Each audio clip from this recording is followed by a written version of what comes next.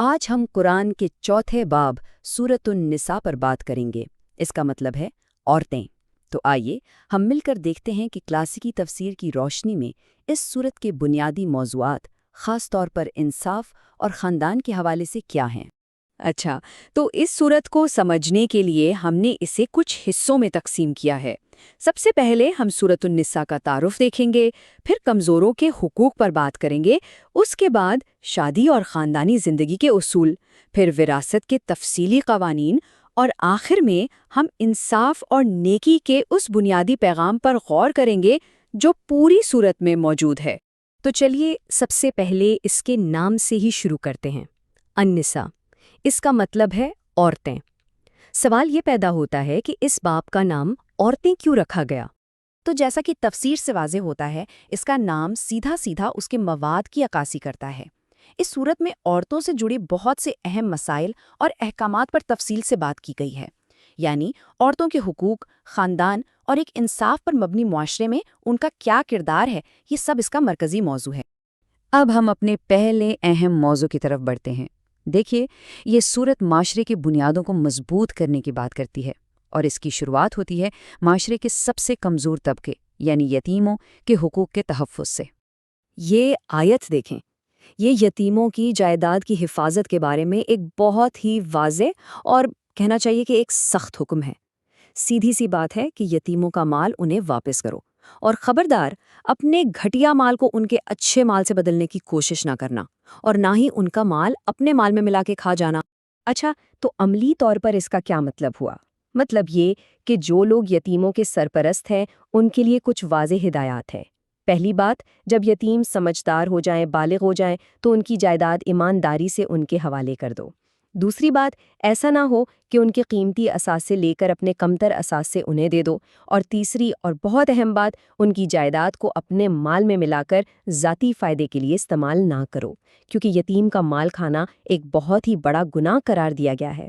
دیکھیں، کمزور افراد کے حقوق کے تحفظ کے بعد یہ صورت معاشرے کی سب سے بنیادی اکائی یعنی خاندان کی طرف آتی ہے، کیونکہ اگر خاندان کی بنیاد مضبوط اور منصفانہ ہو تو پورا معاشرہ مضبوط ہوتا ہے۔ اب یہاں ایک ایسا موضوع آتا ہے جس پر بہت بات ہوتی ہے، اور وہ ہے ایک سے زیادہ شادیوں کی اجازت کا معاملہ۔ ظاہر ہے اس پر کئی سوالات ذہن میں آتے ہیں۔ تو یہاں ہمیں دو چیزیں ایک ساتھ نظر آتی ہیں۔ ایک طرف تو اجازت ہے کہ ان عورتوں میں سے جو تمہیں پسند آئیں 2، 3 یا 4 سے نکاح کر لو، لیکن اسی آیت میں فوراً ایک بہت ہی سخت شرط بھی لگا دی گئی ہے، اور وہ شرط کیا ہے؟ لیکن اگر تمہیں ڈر ہو کہ تم انصاف نہیں کر سکو گے تو صرف ایک ہی سے۔ یہ انصاف کی شرط بہت اہم ہے۔ تفاسیر بتاتی ہیں کہ یہ صرف مالی برابری نہیں ہے، بلکہ برتاؤ، وقت اور جذبات میں بھی برابری قائم کرنا ہے، جو کہ حقیقت میں ایک بہت ہی مشکل کام ہے۔ چلیں اب ہم سورت کے ایک ایسے حصے کی طرف آتے ہیں جسے واقعی ایک انقلابی حصہ کہا جا سکتا ہے، اور وہ ہیں وراثت کے تفصیلی قوانین جو معاشرے میں معاشی انصاف کی بنیاد رکھتے ہیں۔ یہ آیت اپنے وقت میں ایک بہت بڑا انقلابی قدم تھی۔ کیوں؟ کیونکہ اس نے واضح طور پر عورتوں کا وراثت میں حق قائم کیا۔ اس سے پہلے کے معاشروں میں اکثر عورتوں کو وراثت سے محروم رکھا جاتا تھا، لیکن یہاں صاف صاف کہہ دیا گیا کہ جیسے مردوں کا حصہ ہے ویسے ہی عورتوں کا بھی حصہ ہے۔ اب ذرا اس کی کچھ تفصیلات دیکھتے ہیں۔ اولاد کے حصے کیسے تقسیم ہوں گے؟ اگر میت کا کوئی بیٹا نہیں اور صرف ایک بیٹی ہے تو اسے آدھی جائیداد ملے گی۔ اگر بیٹا نہیں ہے اور بیٹیاں 2 یا 2 سے زیادہ ہیں تو انہیں کل جائیداد کا 2/3 حصہ ملے گا۔ ہاں، اگر بیٹے اور بیٹیاں دونوں وارث ہوں تو پھر اصول یہ ہے کہ بیٹے کو بیٹی سے دگنا حصہ دیا جائے گا۔ اسی طرح والدین کے حصے بھی بہت واضح طور پر متعین کیے گئے ہیں۔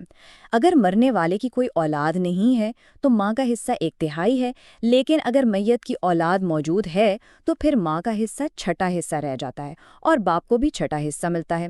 یہ اصول اس بات کو یقینی بناتا ہے کہ ذمہ داریاں اور حقوق متوازن رہیں۔ اور آخر میں شوہر اور بیوی کے حقوق، ان کا بھی پورا خیال رکھا گیا ہے۔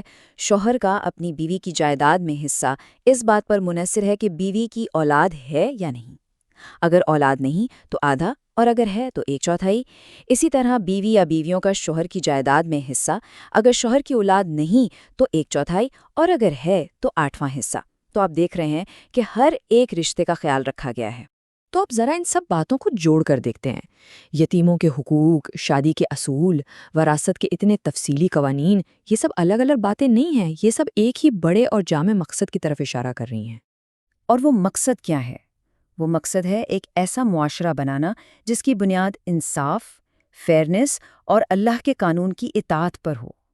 چاہے معاملہ کسی یتیم کی جائیداد کا ہو، میاں بیوی کے تعلقات کا ہو یا وراثت کی تقسیم کا، ان سب کے پیچھے ایک ہی روح کار فرما ہے: ہر سطح پر انصاف اور نیکی کو قائم کرنا۔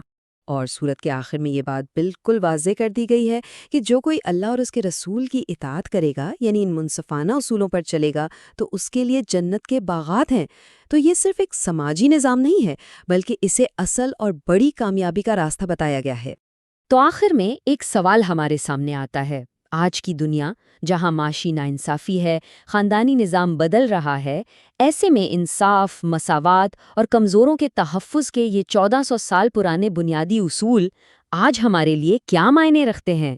یہ ایک سوچنے کی بات ہے۔